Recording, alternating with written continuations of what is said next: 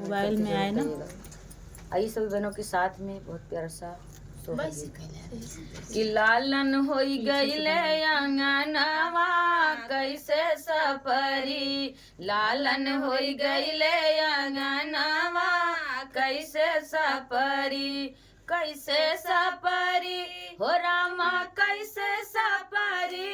लालन होई गईले अंगनवा कैसे सपरी। सासू जी आई देवता मनन को मांगे अपन नेग हो, सासू जी आई देवता मनन को मांगे अपन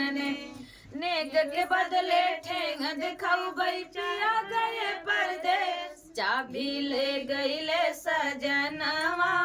कैसे सपरी, चाबी ले गईले सजनवा कैसे सपरी, लालन होई गईले अंगनवा कैसे सपरी। जठनी जी आई पिपली पिसन को मांगे अपन नेग हो,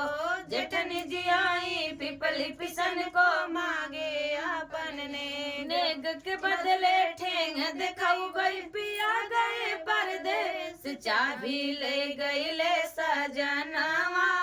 कैसे सपरी, चाबी ले गईले सजनवा कैसे सपरी, लालन हो गईले अंगनवा कैसे सपरी, लालन हो गईले अंगनवा कैसे सपरी। ननद जी आई खजरा लगन को मांगे अपन नेग हो, ननद जी आई खजरा लगन को मांगे अपन नेग के बदले ठेंग दिखाऊ गई पिया गए परदेश, चाबी ले गईले सजनवा कैसे सपरी, चाबी ले गईले सजनवा कैसे सपरी, लालन होई गईले अंगनवा कैसे सपरी।